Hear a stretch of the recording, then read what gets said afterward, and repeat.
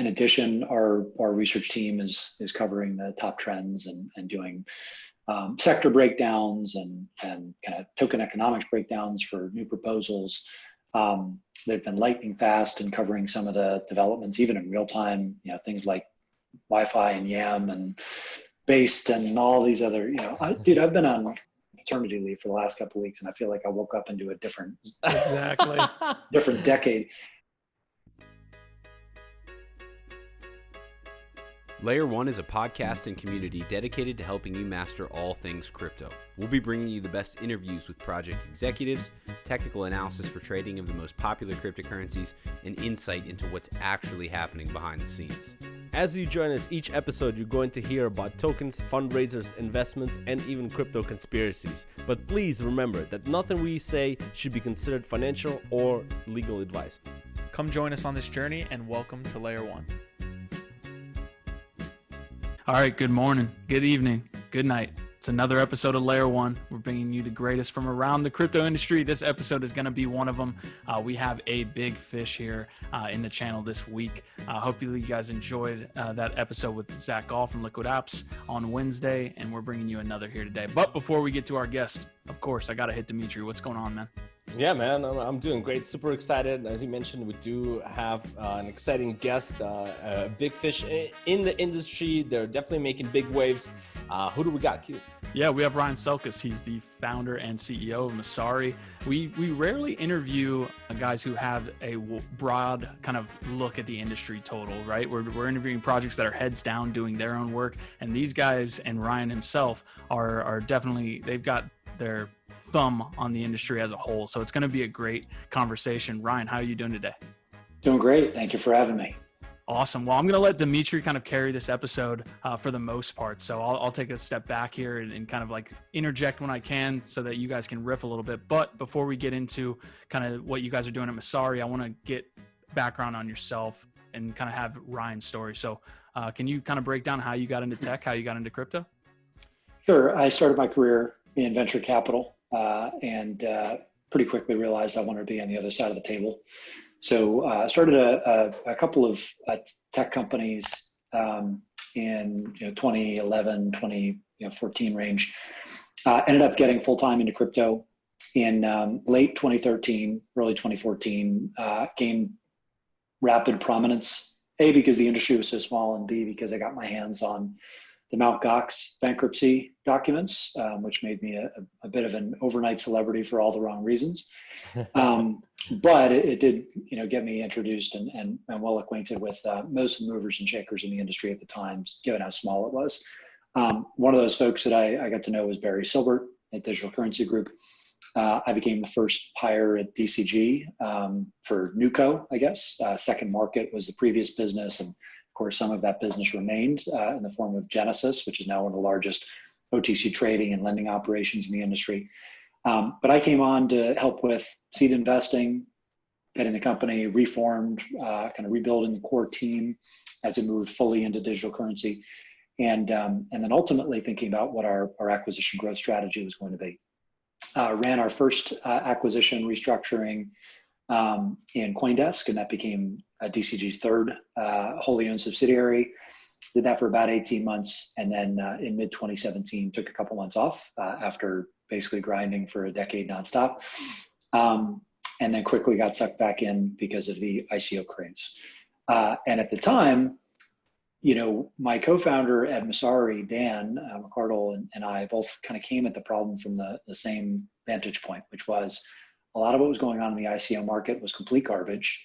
It was fraud, it was vaporware, just all the things that you hate to see and knew were going to end up hurting people.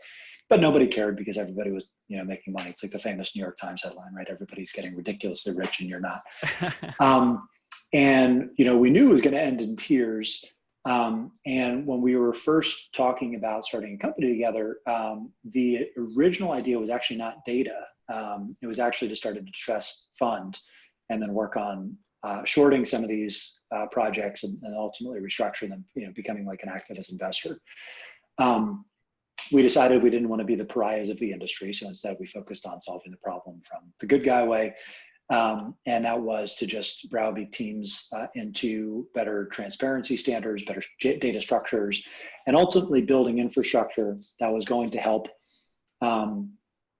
sophisticated investors actually dip their toe in the water, because there was a good chunk of projects, a good kernel of innovation where you could see very clearly the token fundraising model and the kind of token alignment schemes that were being built. Some of them were going to work long term. It was just very, very premature, and 99% of the early iterations were going to fail. So we thought about our transparency initiative, which is still a sizable chunk of our business, as kind of the spider web, I guess you could say, through which we would catch all the good projects, right? The thesis being, transparency and legitimacy are going to be pretty tightly related, and the good projects are going to want to promote what they've done and how they're doing it, and how they're kind of operating above board. And I think so far that's held true. We've worked with about 85 projects now historically. Many of the kind of early supporters have renewed and are kind of multi-year partners on this registry initiative. And the ones that have turned are lower market cap, the ones that have kind of gradually died off, which is about what we expected. So that's kind of one core component of the business, but really that's just the ingestion or one type of data that we're ingesting into our system. Really, we're ingesting Marcus data, blockchain data, bespoke project data, and alternative data related to these assets. And then, of course, all of the kind of edge case qualitative information, right? So what you think about is like corporate actions in the traditional realm, new listings, governance changes, security audits, personnel moves, whole myriad of things like that are ultimately signal amidst the noise. And we think about ourselves as a big aggregator and curator of high quality information. That means that we're ingesting data, transforming it, and then ultimately piping it out either through our front end tools or through our API to enterprise customers. When we were, in the ICO era, back in the day, there was this phase that basically hit where everybody started kind of rolling out data. Suddenly everybody started having this data for ICOs. And it was quite valuable and makes sense in the industry because, when you have VCs and big players that are coming in, they need to be able to kind of see the data in terms of, all right, where are the ICOs fall, so they can have some kind of a ruler to measure, this given project or whatnot, right? But overall, we saw that there's a lot of like fake and phony data that was very inaccurate. It was just terrible data around. And, how'd you guys kind of battle that? And how'd you guys change the overall data to make sure that it's, the integrity of data is there and that, there's no basically wash volume that we've seen in the past and like from CoinMarketCap and so on, all of these things that traders need to kind of also see for tokens, when they're making trading decisions, for example. How did you guys make sure that the integrity of data is going to be there? Well, three things. First of all, none of the funds cared about the fundamentals. They just wanted to make sure that the price that they were buying in at was lower than the price that they'd ultimately be able to liquidate at months later. So let's just call a fucking spade a spade. Second of all, and third of all, I guess there's two types of data that generally are kind of integral to understanding the crypto markets. The first one is legitimate volumes, right? How liquid are these things? What's the slippage you can expect if you're trying to enter or exit a position? And volume is kind of the rough and dirty way to think about that from a retail or not enterprise user. It gets more complex, but for all intents and purposes, we want to know what clean volume looks like. And then you want to know what the supply dynamics are, right? And so we'll talk about volume first. We recognized pretty early on that there were a bunch of other data companies that were trying to do all this forensic work on getting clean volume or kind of ascertaining what the real legitimate volumes were at some of the big exchanges. And much like with our transparency registry, we said, we're not going to waste that time. It's going to be a never-ending game of whack-a-mole trying to figure out what legitimate volumes are, because if you do catch an exchange, they're just going to find another way to spoof the trades. So until there's some legal recourse or some top-down government structure that's just going to wallop these parties into submission, very, very difficult to actually get real volume. So instead, what we did was, we looked at the Bitwise methodology, and we used that as a starting point. And we said, you know what, the Bitwise is now officially the real 10 volume for Messari. Very simple branding exercise. And we knew that we wanted to extend it. And part of the problem with Real 10 was it was excluding legitimate volume from Wobi and OKX and some of the Korean and Chinese exchanges in particular, and a couple of others. But what we did was we expanded our methodology and we basically scored these exchanges and came up with what we think is a more accurate, if less precise, version of real volume, which more or less tracks what most of the top OTC traders estimate kind of intuitively is around the true liquidity of all these different exchanges. And so now what you see is a number that is not necessarily scientific, but it is absolutely directionally correct. And I'd say it's probably within 20% accuracy of whatever the non-manipulated volumes are. Now, over time, some of these exchanges might actually become more transparent about how their order books operate. But at the end of the day, we think transparency is going to win. And if you just look at what's happening in decentralized exchange space, it certainly is winning. Then the last kind of core component that we need to get right is understanding what circulating supply and supply dynamics are. There's a lot of games going on right now in DeFi in this regard, but we were very early to call out Ripple and Stellar and several other projects in particular for pretty suspect supply dynamics in their early days. Ripple, our kind of documentation of the circulating supply and supply issuing schedule of XRP is pretty well documented. But we were the first to haircut their market cap by about 50% based on our assessment of just how much they were reporting as liquid, which in fact was encumbered and restricted and not circulating. And then with Stellar, another one of our analysts had done a deep dive on that particular supply curve and actually uncovered a previously unreported and covered up inflation bug that had hit the protocol in 2017. So we've kind of gone asset by asset. Now we can't go do 1,000 of those assets and maintain those supply curves, but we've done the top 100 or 150. And there's a couple of other, I think CoinGecko is doing a very good job right now on breaking down supply. Coinmetrics is doing a great job there. It's one of many things that we do. So we would rather curate the best from one of those other data providers and continue to maintain that particular data set ourselves. But we more or less think that we've done our job again in calling to top of mind directional accuracy and not getting sucked in by fake precision. So for the exchanges, I guess, if we do see more transparencies, the weighting system will change, is what I take it, right, from Messari. Mm-hmm. Okay, great. And then I just want to follow up real quick on, as we're going to get into DeFi stuff a little bit later in the episode, what is the significance, of basically having the accurate data for the circulating supply, for the availability of the liquidity, maybe for some of the viewers that might not, understand what's the point of having the most accurate information when it comes to circulating supply, and why would they game it? Mm-hmm.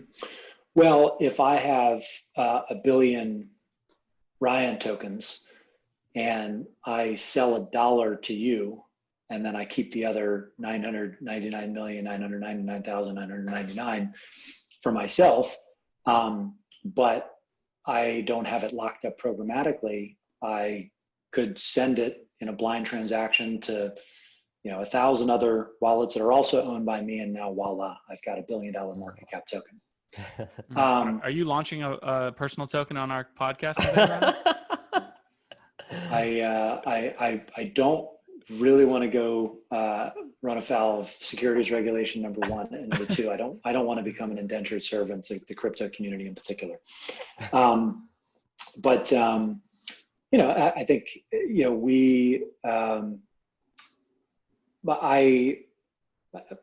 let's go on. Ask your next question. I don't want to go. I'm not going to get sucked down the rabbit hole. No worries. I do want to get into DeFi a little bit. Obviously, you can't have a podcast these days or an episode without talking about DeFi. But I like that you bring up ICOs, and we had Zach Gall on our last episode, and we all kind of worked at ICO Alert together back in the ICO days. And one of the things that we tried to do was provide that transparency. We had that filter system where we get hundreds of ICOs reaching out to us, and it's a tough job trying to one by one go through and see which one actually can be available to the public and things like that. Would we list pasta and all these weird things that are coming out of DeFi and these weird innovations? Would that even make it onto the ICO Alert website? What do you make of the comparison between ICOs and DeFi today? History of rhymes. Yeah, I think that this iteration of token protocols, tokenized protocols, however you want to think about them. I think the big improvement is that it's backed by something valuable, right? There are network fees that you can intrinsically value. I think the problem is most of those fees are not dollars right now. Right, they're just like tokens on tokens on tokens on tokens, and it's there's a bunch of game-like elements that ultimately boil down to pyramid schemes, there's no two ways about it, and you can say that that's helpful for bootstrapping liquidity, and there's an element of truth to that, but at some point it becomes obvious that whole edge or that innovation is there's no stickiness in the user bases, right? So every single protocol that's kind of trying to add these game-like elements and just pump as quickly as possible and make it as attractive as possible, be in early to be farming, to lock up tokens. They have mercenary armies, right? There's no kind of long-term missionaries that are aligned for with these projects, and that I think are going to stay after the music stops. The music will stop, just like it did with ICOs.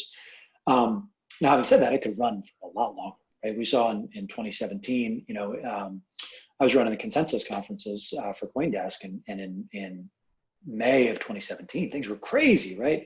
Gnosis had just done a $30 million sale that gave it an implied valuation, or $15 million, they gave it an implied valuation of like $300 million. The basic attention token sold out in like 30 seconds, $30 million, right? So we thought then, all right, this is batshit crazy. And then December happened, right? Mm-hmm. So there's a lot of room potentially for this rally to run. It's just let's just call it what it is. It's a bubble, and bubbles aren't necessarily bad because they'll bring a lot of attention and a lot of long-term investment. But I'm not spending a whole lot of time, and I'm certainly not investing actively in most of the DeFi protocols. I'm actually very transparent about my holdings. I have 5 holdings that represent more than 5% of my portfolio: Bitcoin, Ethereum, Zcash, Filecoin, which is illiquid, but I've been an investor for several years and an advisor, and then Aragon, which was not part of my 5% club, but then has gone from about $1 to 10 in the past month and a half. So good problems to have. Yeah, absolutely. So going back to like this DeFi, right? So with ICOs, right, it was a different market where as far as Bitcoin goes and Ethereum, there were no derivatives available. Futures were kind of building out to, they weren't as popular. Like right now, we do have derivatives options, and a lot of things you can do to hedge some of the volatility, and actually, kind of smooths out the volatility in the long run, all these products. But we've seen also with the DeFi is that back in March, right, when we hit that crazy moment on Black Thursday, right, where there was a chase for liquidity, we did see some unwinding that happened in DeFi when it wasn't as big as it's now, and it would translate into the spot market. It would escalate the prices to continuously move lower. It clogged up the network. The fees were ridiculous, and all these things, were just was a disaster essentially. But it seems like nothing really got fixed. We still have the same type of infrastructure. So what's going to happen if we do get the downside volatility again? Is this something that might actually burst the bubble and have the unwinding start happening in DeFi, where, not even like the guys who want to close the positions and liquidate their positions, but the actual liquidity providers won't be able to pull the liquidity because of the network congestion that can occur. What do you think? Is it what can make this happen, basically? Similar to March, some kind of a crazy boom for liquidity again, or what would trigger this bubble to pop? I don't know, but if I figure it out, I'll probably short it. I'm fairly confident if you look at what happened in February and March, and forget about the broader economy and liquidity issues. If you just look at some of the security exploits and Oracle attacks and smart contract bugs that were exploited earlier this year, kind of on an ongoing basis, the attack surface area is very large, and I think we're going to have some very large projects ultimately get exploited to the tunes of hundreds of millions of dollars. It happened in Bitcoin exchanges, Mt. Gox. It happened in Ethereum smart contracts with the DAO. It's going to happen in DeFi. It's just a matter of when. Is that through governance token, meaning that maybe the one player would get enough governance token, change the governance around, and steal the liquidity pool? Is that kind of what you're referring to? Well, I think that there are myriad ways that it could ultimately happen. That might be one, but I don't think anyone knows exactly how. And if they do, they're not saying anything because they're just going to exploit it. Yeah, absolutely. Let's go back to a little bit to that event again in March. It was interesting that you were one of the people that was actually saying that hey, we might be getting a pullback. You start buying put options on the stock market. You kind of scaled out of BTC. What was the kind of thought? I'm sorry. I did not scale out of Bitcoin. Okay. All right. So I guess that was inaccurate, but you saw that kind of the storm was coming before we got the Black Thursday. What was some of the red flags that you saw that when you or what triggered you to start kind of buying put options for on the traditional stocks? What are some things that you were thinking of as you saw that a whole storm was coming, basically, before the Black Thursday? Yeah, so I generally bought put options as a hedge on my broader portfolio, and my thinking was that cryptocurrency was positioned for a massive bull run, as part of its 4-year cycles, as it seems to be working out. But that the coronavirus was a black swan event that could sap liquidity and potentially, throw that whole thesis into chaos. So I basically bought enough S&P puts to cover what I felt like would be a disastrous downside for cryptocurrency, namely Bitcoin. Thought that in the event of a V-shaped recovery, the put options would expire worthless. Looks like they're on track to, but the crypto holdings would be up significantly. And so far it's kind of played out that way versus me just speculating on the demise of the world and profiting from it. So in terms of why I took it seriously, it's pretty simple. I know when to listen to people that are 10 times smarter than me, or in Balaji's case, 100 times smarter than me on a given subject. I'm fortunate that Balaji Srinivasan, who was really the earliest person in Silicon Valley to be calling attention to this, is a friend and investor in Messari. So when he talked to me for 90 minutes about it one late night in late January, early February, I knew I should probably pay attention to it. Because I don't know if you've ever talked to Balaji, but a 90-minute conversation with him is about 3 hours worth of content, because he does he does speak at 2x speed, and he thinks at, I think, 5x speed. So Awesome. So I want to get to this. Well, I guess not awesome, because I do want to get to the world ending speculation that's going on in kind of the macro markets and Bitcoin's place, stable coins place in everything. But for those people that maybe, have short attention spans, I don't think they're going to make it to the end of the episode. So I want to get all these products that you guys are rolling out to maybe somebody that doesn't know about Messari. So you guys are taking this data, you're repackaging it, and kind of like showing it out to these, I'm assuming institutional, but also retail. What can you break down and give us an overview of these products? I know you have that newsletter, but just for someone who's not familiar with Messari, what are you guys doing so that they can get involved? Sure. So we have three primary products. We have our transparency registry, which is, you can think about it almost like an audit service, but we include a number of our tools, market intelligence tools, and as well as a validation service for kind of ticking and tying all of their ongoing disclosures, and then making periodic updates to their profiles, so that anyone that's consuming our data downstream, big exchanges, custodians, investors, has a reliable central source of truth related to that project. The second major product that we have is called Messari Pro. This is kind of a freemium product, but we have charting tool, screeners, which allow you to compare assets across 120 different data sets, thousands of assets, and kind of filters and kind of alerts can be placed on those. And then we have our research team's pro pieces, so 1 to 2 insights per day that are available behind a paywall that cover a lot of the kind of key themes related to investable tokens kind of throughout the ecosystem. So that's you can think about that like a prosumer type product where it's $30 a month. It's just kind of an entree into the Messari product suite.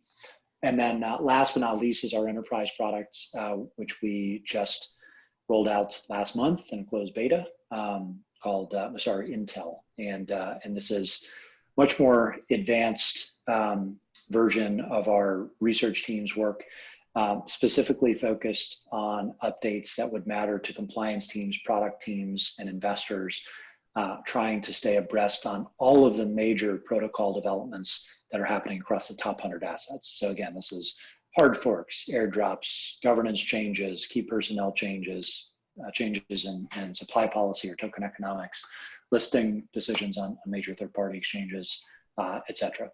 And that's, I wanted to drop a few names, but I'm not sure which one we have permission to.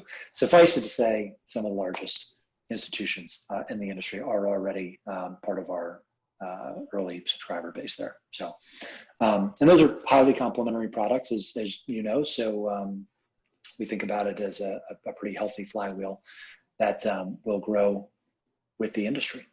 Yeah, absolutely. And, for those guys that are not aware, Messari, they have fantastic data. When you go to, you can see some of the upcoming dilutions as well that are coming up, just can be very important. But I wanted to ask you, why you guys are focusing, a lot on products and data kind of for the alts, while like ETH and BTC are pretty much kind of like the dominating markets in terms of, where they are as far as the market cap goes. And, also do you plan on focusing more on, trading specific data for traders, or fundamentals, or both of those two things together? Because we know there's right now in the industry, speculators basically run the show, right? So traders really, it's a huge market and most of the people just traded stuff. Fundamentals, they're nice as well, but, do you guys would say focus more on the trading specific data rather than fundamentals, or kind of a combination of balance of both? My general thinking is that at an institutional level, the only data you're going to need is kind of tick by tick and kind of really high fidelity order book data. And we work with a phenomenal partner, Kaiko, in that regard, that's done a really good job of making that their entire business. For us though, all of our business is reliant on there being a universe of tokens. There isn't, unless you're going very, very granular, and compliance teams are relying on you, or index, creators are relying on you for high precision, high fidelity data for those big assets. There's not a lot of there's not a lot of research or market intelligence that's required for just Bitcoin, just Ethereum, right? If you are investing in Bitcoin as an institutional investor, the decision is binary. The only decision you're making is how many basis points are you allocating to it, right? There's nothing that a Messari is going to disclose about Bitcoin that is not already known that moves an institutional investor one way or the other. Same is true for Ethereum. If you're starting to think about, the universe of crypto assets, and you're starting to go downstream to kind of smaller funds that are looking for alpha, then it becomes a little bit more sensible. And so we had to make the decision, Skew is another, terrific data provider. They're focusing on derivatives for the larger data sets, right? Larger assets. We decided to go long tail and make the bet that this is going to be an ecosystem that has thousands and thousands of investable tokens versus, just a couple of large ones around which there's a number of alternative data sets that matter. Yeah, I'm glad you brought up this point because Ethereum composability always gets brought up in one form or fashion. Some of the people that we interview are within the Ethereum ecosystem and they have their own thoughts on kind of how Ethereum will grow and ETH 2.0 and all these things, whereas the people outside kind of give all these reasons why the moat can be kind of destroyed or people can start to move away. So what do you make of kind of the Ethereum composability and all of these? I know you guys have been covering Polkadot. That's something I'd love for you to cover. So what do you make of Ethereum's composability and what it looks like in 2 to 3 years? Is there a migration that's happening with Ethereum and Ethereum developers, Ethereum community? What does the future look like from your kind of experience in your prediction? I have no idea, but we have a couple of very good analysts that have been tracking this closely. Wilson, particularly on our analyst team, has covered all of the Ethereum and Friends protocols. So that includes Cosmos and Polkadot and the half dozen others that have raised a tremendous amount of capital, all with the kind of express motivation of displacing Ethereum in some way, shape, or form, or complementing it if they're trying to be politically correct. So, I think that most of the high stakes financial applications are ultimately going to tie back to Ethereum for the foreseeable future.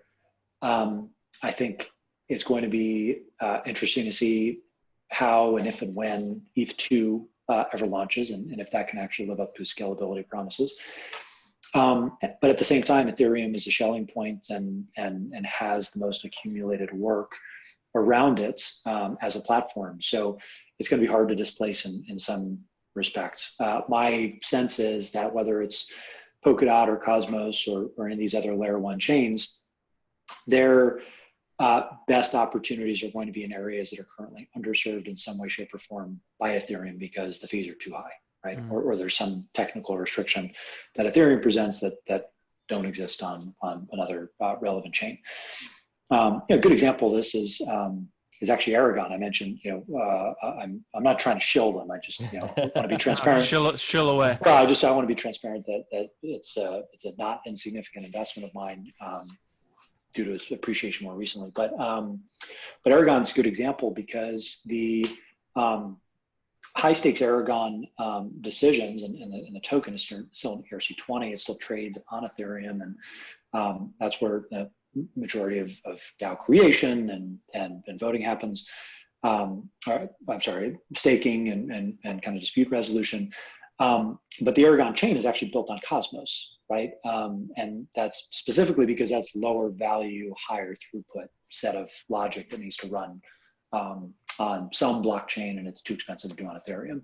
So that's like one very small example of I think the trade-offs that you might see, not just from project to project, but maybe even within the same project in terms of splitting use cases and splitting blockchains. And I would argue that's probably a net positive for the industry in general. What that means for value accrual to any layer one token, I still haven't fully wrapped my head around, but I would imagine that there's probably, power law dynamic in play where Ethereum becomes more like money, and then every time you go further down the value stream or try to go to a quote unquote cheaper chain, well, it's cheaper for a reason because not as many people are using it, so the token's less valuable, and I think it's going to be difficult to displace Ethereum's network effects in that regard. But the ETH2 blockchain is still very much conceptual, and they've made a lot of promises.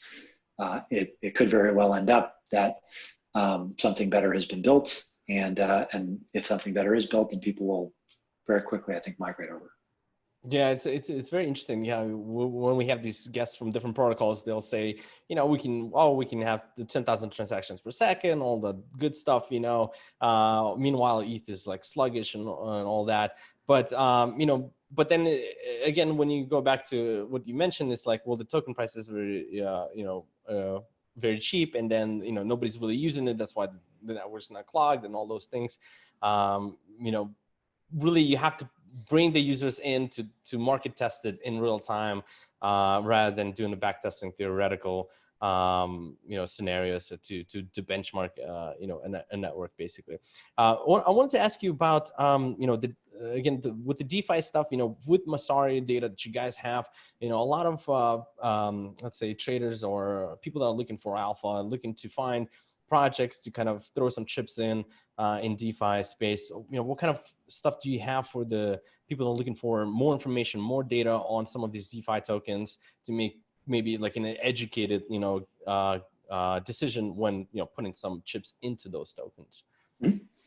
Well, I mean, pretty simple. If there's a DeFi token that you're looking to research, just hit the search bar. There's a pretty good profile of it on Messari. And in addition, our research team is covering the top trends and doing sector breakdowns and kind of token economics breakdowns for new proposals. They've been lightning fast in covering some of the developments, even in real time. Things like Wi-Fi and YAM and Based and all these other. I've been on paternity leave for the last couple of weeks, and I feel like I woke up into a different different decade. But they've done a terrific job. So I'm actually not equipped to comment because I missed a lot of the last month, and they've been all over it. Yeah, I swear the 1 week that Curve and YAM launched felt like a year, man. So we feel the same way as you. I did have one question on the podcast that you were hosting, and that I believe that you're still running today. As far as like all the people that you've interviewed across the industry, we love kind of getting to interact with people like yourself. What were some of your favorite interviews, and what were some of your favorite projects that you interviewed? I'd love to get insight there because you have that broad experience, kind of talking with a bunch of people within the crypto industry. Honestly, so first of all, you got to understand, I've been around for a while. So a lot of the folks that I've spoken with on the podcast, like I've already known in a variety of capacities. I'd say 75% of the guests that I've had, the conversation starts, we're kind of shooting the shit and comparing, war stories and it's not a new interaction per se. I see. But I would say that the ones that I've done very recently are a little bit different because they're all newer protocols. It was doing a lot in DeFi in particular. So we had Hayden from Uniswap on, and that conversation was awesome. So I started basically doing live demos, even though the fees were high and I was getting crushed on the fees. But during one of the demos, I created a pool that was wildly mispriced, and it was arbed in 30 seconds while we were talking about it. So it was cool. It was very cool to see that happen. Antonio from DYDX, we had a great product demo just a week or so ago, and I lever longed ETH like crazy at 370, and then it went up to 450. So I was like howling the next day because within 24 hours, it just I was being like borderline irresponsible about it. That's actually why I'm not going to do the live stream anymore, because I realized that I don't want to get in trouble for just horsing around because some idiot just takes out his investment advice. It's always fun making money accidentally. It's like going to the racetrack. And then similarly, I really enjoyed getting to walk through the Aave product. So just recently, I'd say those live demos are probably among my favorite things that I've done. I hope someone else picks up the mantle to do live demos because I think it's an untapped market. I'm just not going to do it. I decided I'm not going to do it because it's too glitchy, and it's too time consuming to get right. But maybe someone else will pick it up and absolutely kill it. There you go, Dima. Yeah, there you go. We actually spoke to Stani, sorry, from Aave as well. It was a very interesting conversation. We're actually going to be having soon Synthetics on as well, and we're going to talk about some of the stuff that they're doing. It's interesting, actually. They've been talking about developing a decentralized, basically futures platform where you can trade perpetual swaps in a leveraged environment, and it's decentralized, basically decentralized BitMEX. And they recently released, a primer of it, and it sounded pretty interesting, but it kind of goes back to the same issue. It's like, well, what about the gas fees? What about the network congestions, especially if you're starting to introduce 25x leverage on some of this stuff that can be quite dangerous. What's your take? Do you think we'll see more decentralized exchanges and have products built out where we have like decentralized derivatives, futures, like decentralized BitMEX, especially with them doing KYC now? Maybe some of the players trying to swap to some DEXs instead of centralized exchanges. What do you see this battle between the two, decentralized exchanges right now? Well, I think ultimately most exchange is going to be decentralized, right? I do think as we find ways to make scalability work, and you can improve the number of transactions that are happening on chain, and you can do it relatively inexpensively. I think in those instances, we're going to see decentralized exchange get much more compelling versus centralized alternatives, and there's a number of reasons for it. I mean, obviously security, privacy, and just general accessibility, because it's all interoperable and you're not reliant on a centralized team being able to support all these different protocols in one platform. The other thing to remember is exchange in crypto is still decentralized, even at the centralized exchanges, because liquidity is decentralized and it moves back and forth amongst all these different major exchanges. So Binance is probably the most liquid exchange for any tokens. But if you're in the US, Binance isn't necessarily that accessible. Binance US is, it's not as liquid. And the further you go down the market cap line, the more difficult it is to have universal accessibility. On the other hand, if you could have Uniswap that was kind of portable across different underlying protocols, so you could trade dots and atoms and the like, and you probably can do that right now, with synthetic wrapped assets. But as that becomes more pervasive as kind of the DEX trading truly becomes universal, it's going to be I think a hell of a lot easier to just trade on DEX. If the fees weren't so freaking crazy, I would probably only be trading on DEX at this point. So if and when the fees do come down, I'm personally probably done with centralized exchanges, to the extent that the assets that I want are actually supported on a decentralized exchange. That probably takes 2 to 3 more years to really get right in terms of UX, in terms of interoperability across different chains, and fix the liquidity issues, fix the kind of massive spreads and whatnot. But I think centralized exchanges are basically just going to become prime brokers for large buyers and sellers. For retail, I think it'll be DEX all the way. Gotcha. Yeah, absolutely. I agree with that. Probably centralized exchanges will become more like LPs and deal on a higher level. But what do you think of, like, let's say right now, decentralized exchanges are not as big, right? Obviously, and we know that centralized exchanges have to deal with a lot of regulations and all that stuff, right? With the DEXs, they haven't gotten that much spotlight from the regulators just yet, right? And do you think that maybe if things maybe start reckoning, right, a lot of people get wrecked, let's say in decentralized exchanges, or they find somehow through analytics that they actually use right now on chain, where they can track down maybe some terrorist money or some money laundering going on.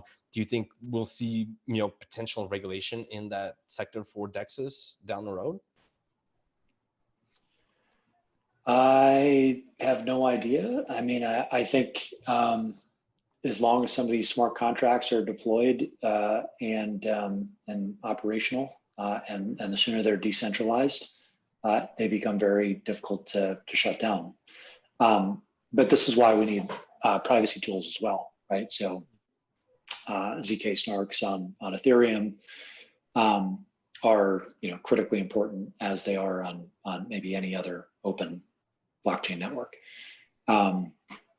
So I'd say the combination of privacy solutions and DEX is what will make crypto truly unstoppable. Do you think US users will have an appetite for like a privacy token when there's like regulators kind of circling around saying if you kind of get into this asset, then you kind of are at the whim of what's going on because it has that private nature? Are the US investors going to have appetite there? I'm personally, I don't want to say worried, but like I've talked about that in the past. And if it gets to that point where it's basically illegal to own an encrypted form of data, then it's time to get out of the US. Because you start to get into like unreasonable search and seizure, which is protected.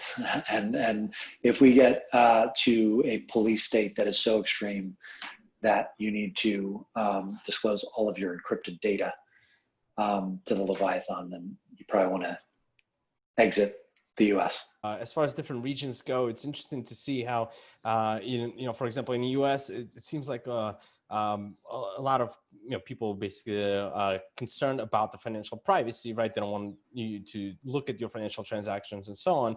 While in Europe, it's not as much, and they're more concerned about the data itself and companies using data to market stuff. And they don't really care much about the financial side of being transparent with the government. And obviously in Asia, it's both things, right? The government can oversee your financials, they can oversee your data and track all of those things all together. What do you see in all of like those three regions? Where do you see kind of the privacy coins, would grow the most? Would it be in the West? Would it be in the East? Would it be in Europe for the privacy tokens? Well, I mean, I generally think that they're going to be important everywhere.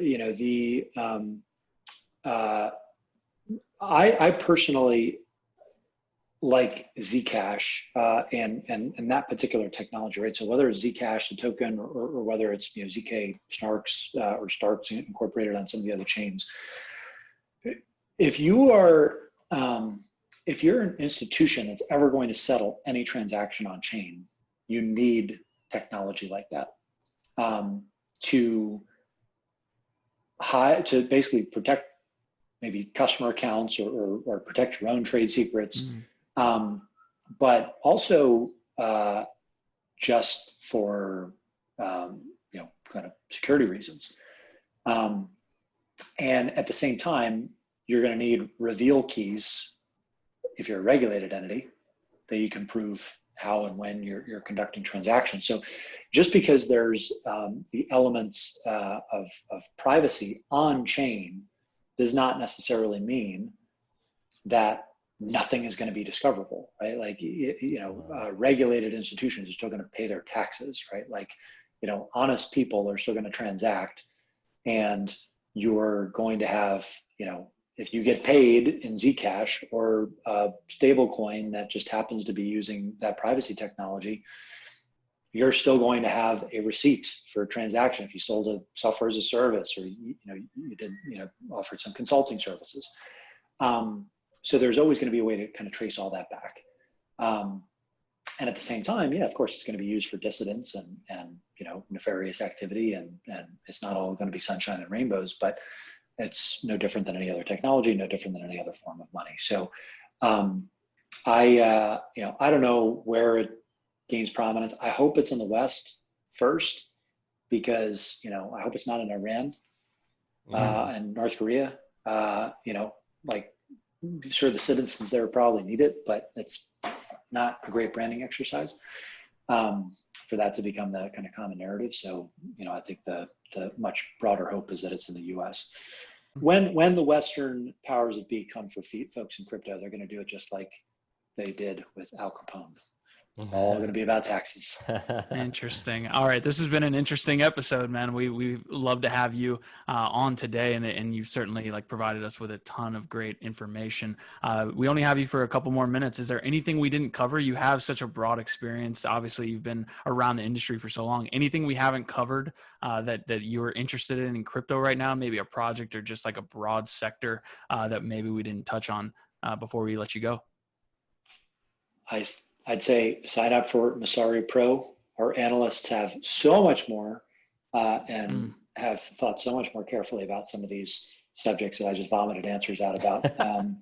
So I'd sign up for Messari Pro, read everything that these guys have written, and you could probably digest the last 3 months worth in maybe 6 hours, 8 hours. Take one day, read through all of our research, get up to speed, and figure out how you're going to make your next investments.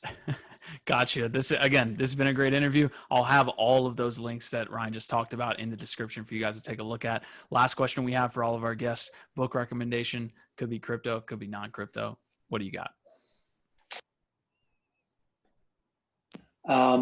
Stephen King's On Writing. Nice. I recommend every single non-engineer, particularly early on in their career, learn to write every day, and find something that you like talking about, you can develop an expertise in. But if you want to get better at anything and you want to make yourself marketable right now, learn how to write and explain crypto. And Stephen King's On Writing is definitely the handbook that I hand out to every single new hire on the analyst staff. Love that, Ryan. Appreciate the time today. Ryan Selkis from Messari. This has been a great interview. We will hopefully have you back on maybe in 6 months' time, and hopefully we can start to get to conferences and see people in person, and maybe you'll be one of them. Who knows? Sounds good. Thank you very much, guys. Thanks a lot, Ryan. Cheers. Hey guys, we hope you enjoyed today's episode. Make sure to check out Layer 1 on all the audio and video platforms listed in the description. Thanks for stopping by, and we'll see you next week.